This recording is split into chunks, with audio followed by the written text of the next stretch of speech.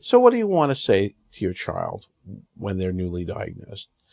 Well, there's three really important aspects to the care of ADHD that you want to talk about with your child so they know what to expect. The first is education. They need to know what this thing is, that they're not alone, that this is not because they're bad or because they're not trying. Remember, the rest of the world is going to be busy convincing your kid that they are bad and that they aren't trying. So it's really important that you create this idea that ADHD is not a set of bad behaviors that they do or something inherently bad about them.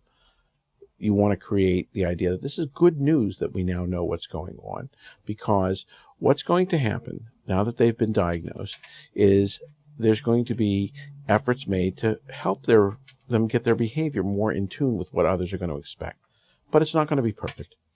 It's not like all the problems are going to go away, but it's going to get better. And you want to make them a promise that you will never tell them to just try harder. It's very important to say that and to keep saying that, because I promise you, no matter how hard you try to make your world better for your child, once they've been diagnosed, the rest of the world is going to continue to tell them that if they only just tried harder, everything would be better. It's not true. It's never been true. It's never going to be true. But they're going to hear it, so they need to be prepared for it. So that's part of the education about it. You need to tell them that it's something physical, that it's something that medicine can sometimes help with if you're going to be using medication.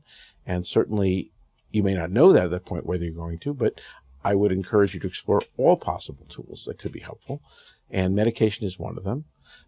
The third thing, besides educating them about the disorder and teaching them about medication, is going to be adaptation. That is to say, changes in the environment that you're going to make.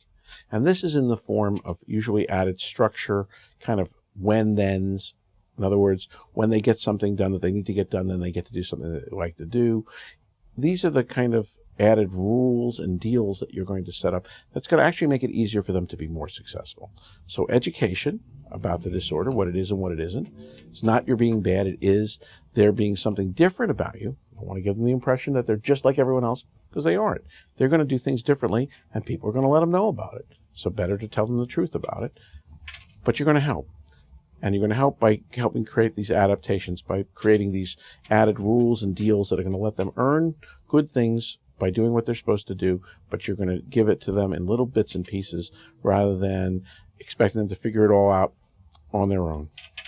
So education, adaptation, and a little bit about how we may try exploring medication, because that's often something helpful, because this is something that's different about how your brain works, and medication can often be helpful for that. So you want to prepare them for that. And it's something we'll try, and if it's helpful, we'll continue it.